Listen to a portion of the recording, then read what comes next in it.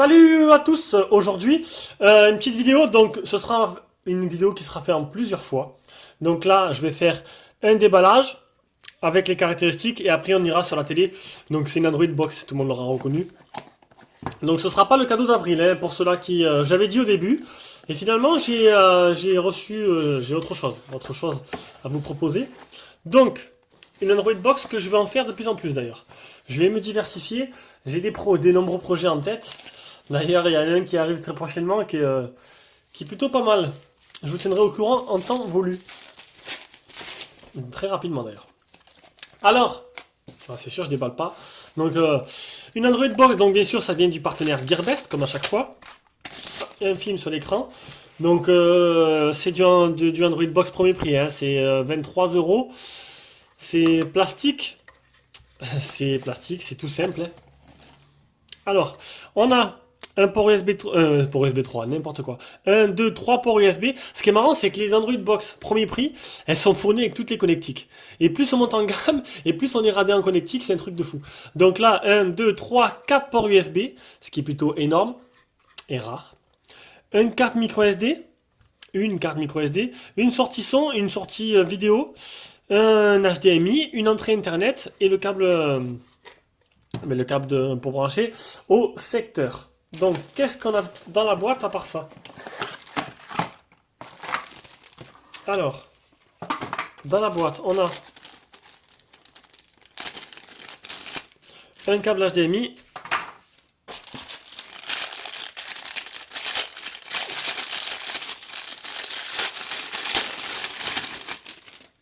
un chargeur. Ah merde, un chargeur qui n'est pas européen. Heureusement que j'ai des embouts. Ils m'en ont pas mis avec. C'est l'habitude, ils me mettent ça, ben il n'y en a pas. C'est dommage. Et la fameuse télécommande en TOC.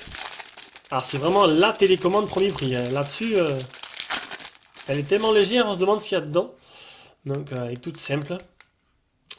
C'est toutes les mêmes télécommandes la plupart du temps. Et j'ai même pas les piles. C'est vraiment le premier prix de chez premier prix.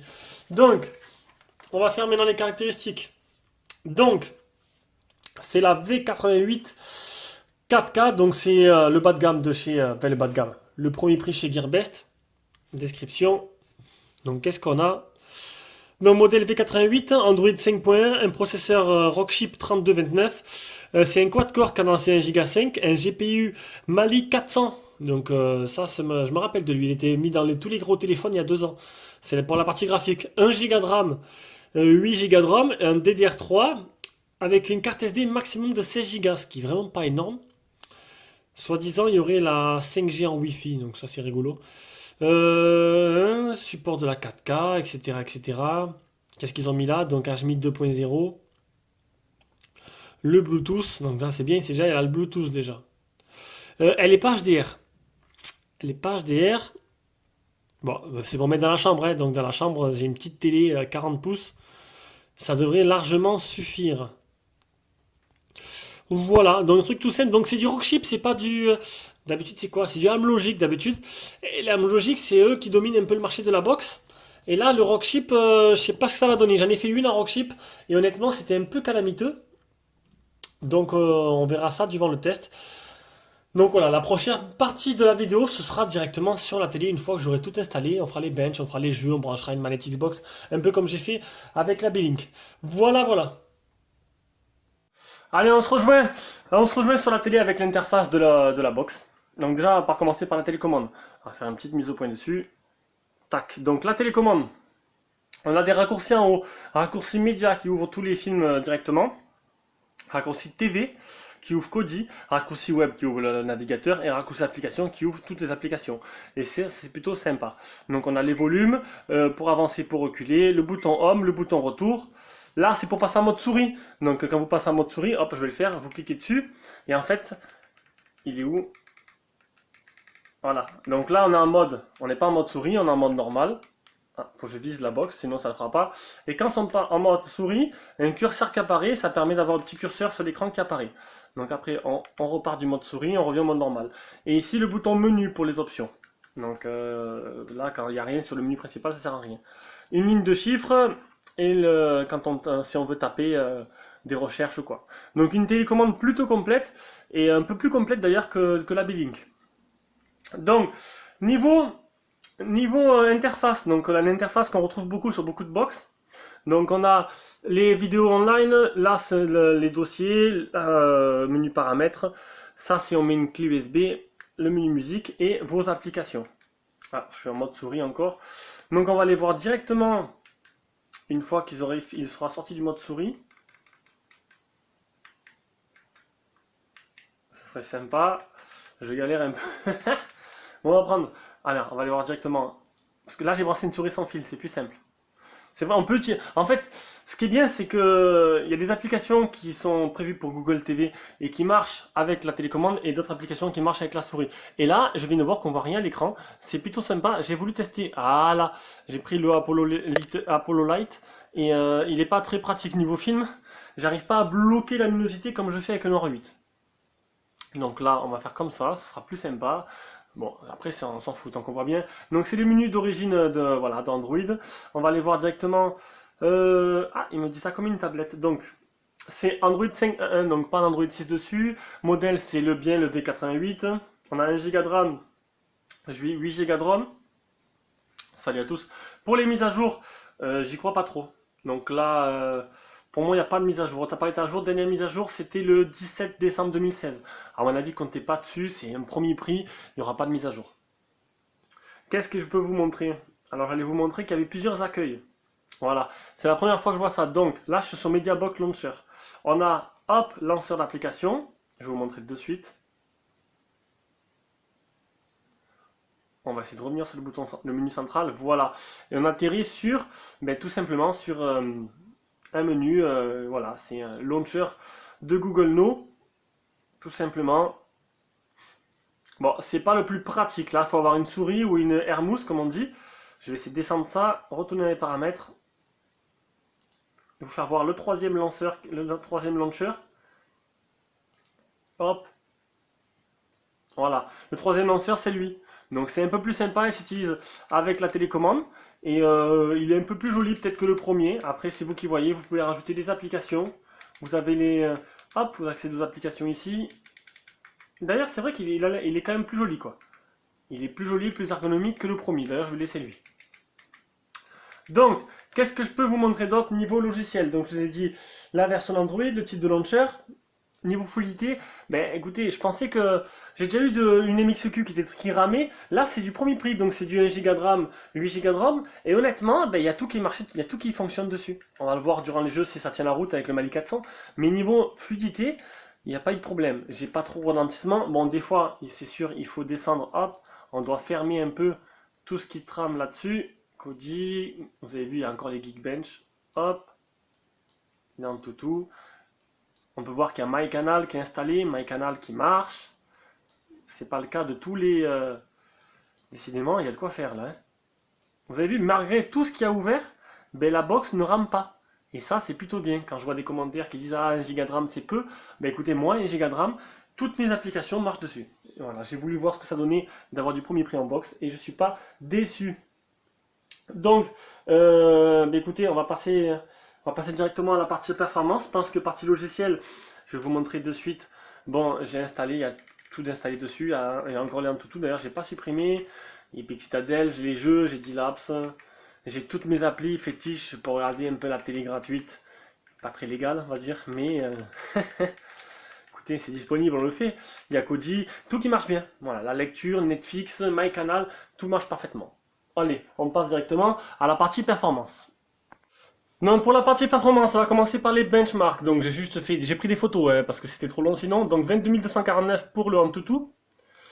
Le FPS 35,5 pour le Epic Citadel 35,5. Geekbench 384 963. 599 pareil pour le single core, le script plutôt.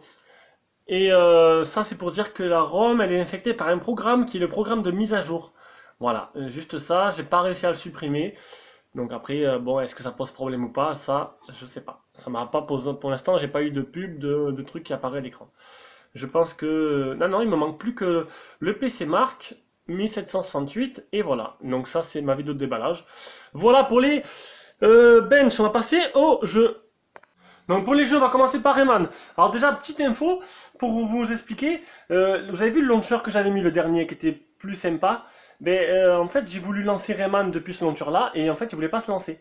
Alors, je sais pas pourquoi. J'ai remis le launcher d'origine qu'il y avait au tout début, le tout moche.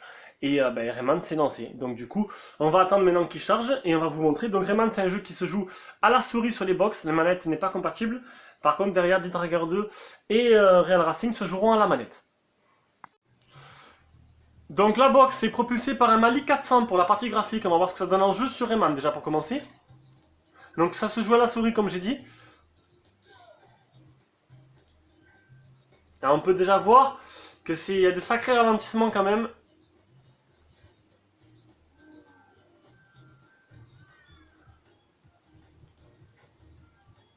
Il a vraiment du mal à gérer le jeu en fait. Hein. Bon, l'image, écoutez, l'image, je filme avec le Apollo, donc c'est pas autant bien que si j'aurais filmé avec le Honor 8. Mais bon. Donc voilà, on peut voir que c'est pas exceptionnel. Les jeux rapides et fluides comme lui demandent beaucoup trop de mémoire pour pouvoir tourner correctement ce genre de box. Allez, de retour sur Dit Tracker 2. Donc, on peut le voir, j'ai joué avec la manette Xbox 360 branchée directement au port USB de la box.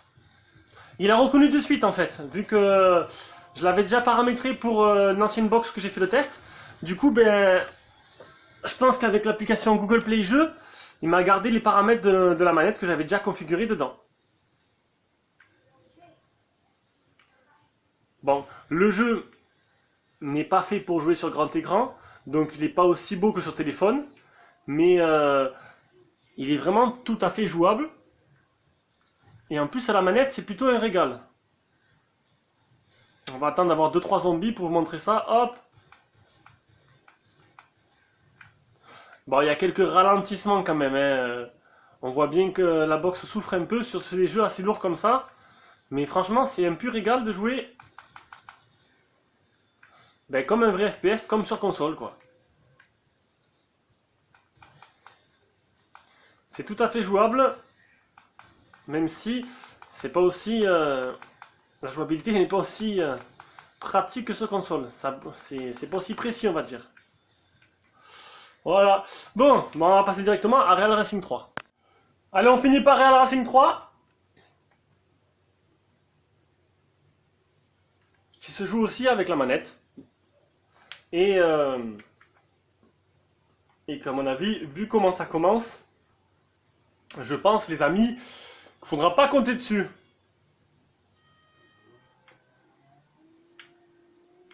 Déjà, c'est très moche. C'est très moche, ça lag à mort. Oh salope, on dirait un jeu Play 1. Ah non, j'avais de très très meilleurs résultats, vraiment de très largement sur la B-Link. Hein. Ah, je suis désolé de vous dire ça, mais c'est vraiment pas jouable. Donc on va arrêter le carnage. On va revenir sur le menu principal. Allez, on fait ça.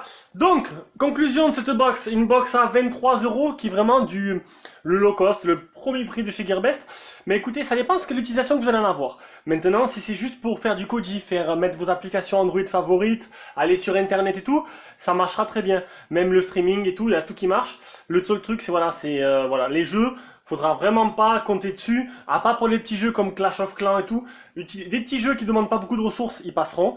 Vous avez vu, Dit Tracker 2 passe, alors bon, il est peut-être pas très beau, mais il passe. Rayman ralenti, pour Real Racing, c'est même pas la peine. Mais sinon, tous les petits jeux pourront passer. Donc maintenant, ça dépend de l'utilisation. Et bon, vous mettez un peu plus d'argent, vous avez mieux. Vous mettez 15 €, 10 € de plus, vous pouvez trouver un 2 Go de RAM. Et avec un Mali un peu plus, enfin, une partie graphique un peu plus élevée. Voilà. Allez, là, le test est terminé. C'était une petite présentation. Il y a une nouvelle box qui arrive, c'est la B-Link GT1 Ultimate que je dois déballer et que je vous ferai la présentation dès que possible. Voilà, la vidéo est terminée. Bisous à tous et à la prochaine vidéo.